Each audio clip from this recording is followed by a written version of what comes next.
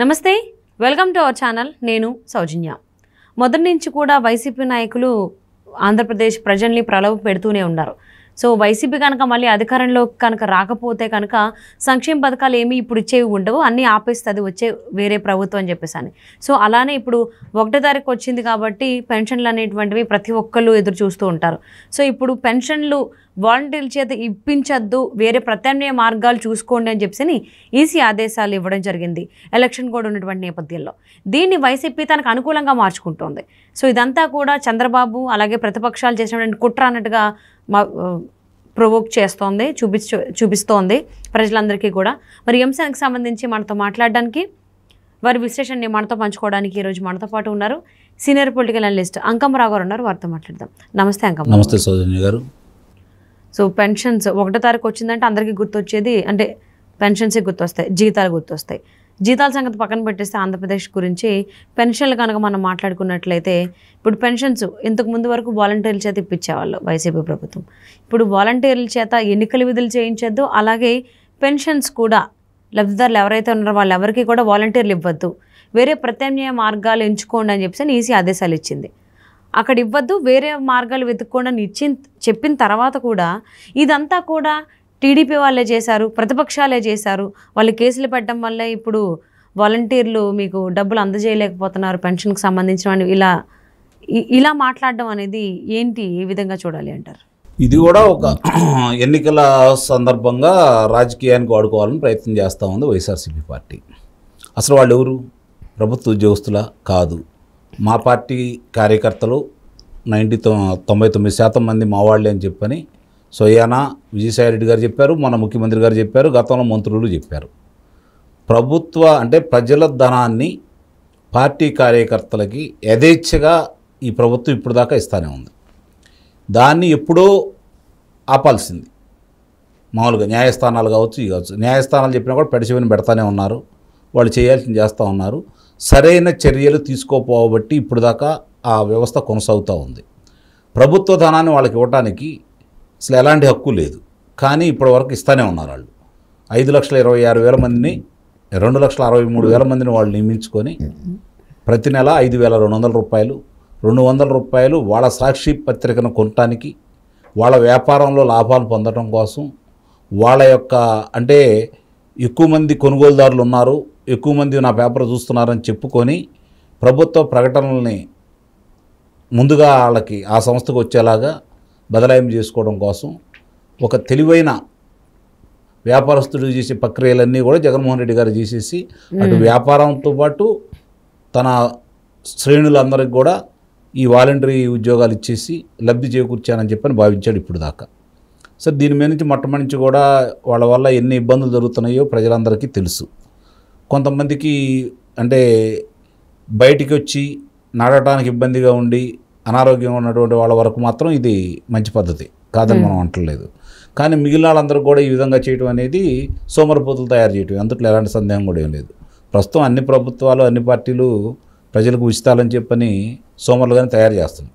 వీళ్ళు కొంచెం ముందుకెళ్ళిపోయి ఇంకా వాళ్ళు పథకాలు అందిస్తున్నాము లేకపోతే ఈ పింఛన్లు అందిస్తున్నాము అనే వంకలో ప్రజల యొక్క గుట్టుమట్లు, వాళ్ళ వ్యవహారాలు, వ్యాపారాలు, లేదంటే వ్యవసాయం, వాళ్ళ పిల్లలు ఎక్కడన్నా ఉద్యోగం చేసుకుంటున్నారా, లేదా వాళ్ళ పరిస్థితి ఏంటి, వాళ్ళ కుటుంబ నేపథ్యం ఏంటి, లేకపోతే వ్యక్తిగత సమాచారాన్ని, ఒంటరి మహిళలు, ఇలాంటి వాళ్ళందరినీ దృష్టిలో పెట్టుకొని వాళ్ళు ఇప్పటి వరకు ఆంధ్ర రాష్ట్రంలో మహిళలు కనుమరుగైన దాంట్లో ఏళ్ల పాత్ర కూడా ఉందనేది వాళ్ళకి సమాచారం అందించింది వీళ్ళేనని చెప్పని ఇప్పటి వరకు వాళ్ళ మీద ఉన్నటువంటి అభియోగాలు. ఇప్పుడు ఎన్నికలు రాబోతున్నాయి. సహజంగానే ఎన్నికలు వచ్చిన తర్వాత ముఖ్యమంత్రి గారు ఆపద్ధర్మ ముఖ్యమంత్రి అవుతారు. శాసనసభ్యులకి వాళ్ళకి విధులే ఉండవు. మరి అలాంటి వాళ్ళకి పక్కన పడేసినప్పుడు ప్రభుత్వానికి సంబంధించి ప్రజలకు సంబంధించినటువంటిది ప్రభుత్వం ద్వారా ప్రజలకు అందజేసే ఈ పథకాలని వీళ్ళు ఏ హక్కులతో తీసుకెళ్ళి ఇస్తారు? దానికి పంచాయతీ కార్యాలయాలు ఉన్నాయి, లేకపోతే వివిధ ప్రభుత్వ రంగ సంస్థలు ఉన్నాయి, వాటి ద్వారా ఇవ్వాలి ఇప్పుడు దాకా. సరే వీళ్ళ స్వలాభం కోసం ఇచ్చుకుంటున్నారు, న్యాయస్థానాలు చెప్పినా కూడా పట్టించుకోలేదు, దాని మీద తగు చర్యలు ఏమీ జరగకపోబట్టి ఇలాంటి ఇప్పుడు దాకా సాక్కుంటూ వస్తున్నాయి. నిన్నగాక మొన్న సభలో అంటే ఒక 10 రోజుల క్రితం జగన్మోహన్ రెడ్డి గారు మీరు మొత్తం ఉద్యోగాలు వదులుకోండి, ఈ 2 నెలలు పార్టీకి పనిచేయండి అని చెప్పి ఆయన బహిరంగ పిలిపించాడు. అంటే వాళ్ళంతా వాళ్ళ కార్యకర్తలను ఆయన కూడా ఒప్పుకున్నాడే కదా, మన వాళ్ళే అని చెప్పని అన్నాడు కదా. ఈ 2 నెలలు మీరు పార్టీ కోసం పనిచేయండి, మళ్ళీ మనం అధికారంలోకి వస్తున్నాం, తిరిగి మీ విధుల్లోకి మీరు రావచ్చు అని చెప్పాడు.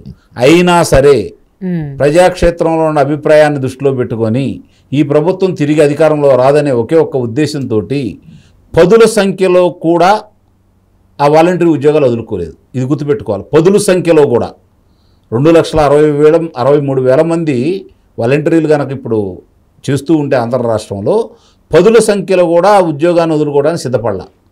అంటే వాళ్ళకి తెలుసు వీళ్ళందరూ వాలంటీర్లందరూ వాళ్ళకి పనిచేస్తున్నారని చెప్పి వాళ్ళు కళ్ళగంటా ఉన్నారు, ప్రజలు వ్యతిరేకంగా ఉన్నారు, మేము కూడా ప్రజలు ఎమ్మటే ఉంటాం, మీకు అనుకూలంగా లేవని చెప్పి వాళ్ళు చెప్పకనే చెప్పారు. ఇక్కడ ఇంకొక అంశం ఏంటంటే ఇది రాజకీయ లబ్ధి కోసం చంద్రబాబు నాయుడు గారే ఇదన్నీ చేపిస్తున్నారు, వాళ్ళ మనుషుల చేత న్యాయస్థానానికి వెళ్ళారు అని చెప్పని ప్రచారం చేయమని వాళ్ళ పెద్దలు ఇలా చెబుతున్నారు. కానీ వీళ్ళు వెళ్ళి అందరికీ చెబుతారనే నమ్మకం అయితే నాకైతే లేదు, వాళ్ళకున్న వ్యతిరేకతను దృష్టిలో పెట్టుకొని. అక్కడ జరిగింది ఏంది, అది చంద్రబాబు నాయుడు గారికి ఏమైనా సంబంధమా? ఈ నిమ్మగడ్డ రమేష్ కుమార్ అనే అతను చంద్రబాబు నాయుడు గారికి బద్ద విరోధి, రాజశేఖర రెడ్డి గారికి బాగా నమ్మకస్తుడు. చంద్రబాబు నాయుడు గారు అధికారంలో ఉండగా ఈయన ఉన్నత పదవుల్లో లేడే. మీరు అధికారంలో ఉన్నప్పుడు ఉన్నత పదవుల్లోకి వచ్చాడు, మీ తండ్రి గారు అధికారంలో ఉన్నప్పుడు ఉన్నత పదవుల్లో ఉన్నాడు, ముఖ్యమైన పదవుల్లో. మరి అలాంటి వ్యక్తిని కూడా ఈరోజు కులాన్ని ఆపాదించేసి మీరు చంద్రబాబు నాయుడు మనిషిగా చిత్రీకరించేసి మీరు చేసే తప్పుల్ని ఎవరెత్తి చూపినా కూడా అది చంద్రబాబు నాయుడు ద్వారానే జరుగుతుందని చెప్పి ప్రజలకు చెప్పాలని, రాజకీయ లబ్ధి పొందాలని చెప్పని మీ ప్రయత్నమే తప్ప ఇందులో చిత్తశుద్ధి లేదు కదా. గతంలో చెప్పారు వాళ్ళని దూరంగా పెట్టమని, మీరు మాట వినలేదు.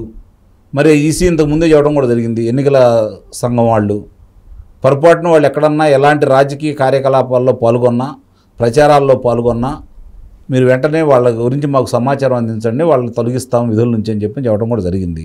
అంత విస్పష్టంగా చెప్పిన తర్వాత కూడా మీరు దాన్ని ఉపయోగించుకోవాలనుకుంటే రాజకీయంగా ఉపయోగించుకోవాలనుకుంటున్నారు, మీ ప్రచారకర్తలుగా మీరు భావిస్తున్నారు కాబట్టి మీకు వచ్చిన ఇబ్బంది.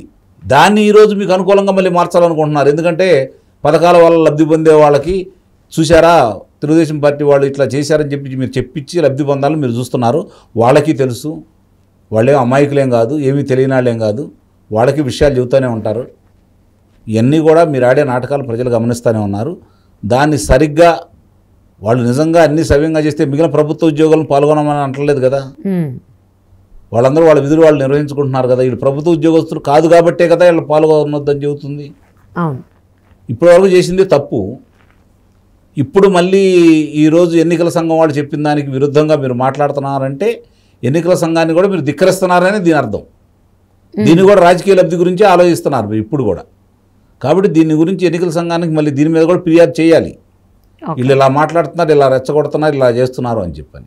మరి ఈసీ ఆదేశాల ప్రకారం పెన్షన్లు అనేటువంటివి వాలంటీర్ల చేత కాకుండా వేరే ప్రత్యామ్నాయ మార్గాలు వెతుక్కోమని చెప్పడం జరిగింది. మరి అదే చేస్తారా, లేకపోతే అటు చేసి మళ్ళీ వాలంటీర్లకి అప్పు చెప్తారా ఆ బాధ్యత అనేది చూద్దామండి. రాజకీయ లబ్ధి కోసం ఇప్పుడు ఆ పింఛన్దారులకి ఆ డబ్బులు అందకుండా చేయడానికి ప్రభుత్వం పనిచేస్తుంది, దానికి అధికారులు కూడా సహకరిస్తారు. అంటే ఖజానాలో కూడా డబ్బులు ఇవ్వడానికి అనేటువంటిది కూడా ఉండా కూడా ఇవ్వరు, వీళ్ళు ఉండా కూడా ఇవ్వరు. చూసారా, అందువల్లే మీది రాలేదు, లేకపోతే 1వ తారీఖు నేను పంపిస్తున్నాను కదా ఇందువల్లే రాలేదని చెప్పని రాజకీయ లబ్ధి పొందడం కోసం వాళ్ళు ప్రయత్నం చేస్తారు. సో అయితే మొత్తానికి పెన్షన్లకు సంబంధించి లబ్ధిదారులందరినీ కూడా ప్రలోభ పెట్టేటువంటి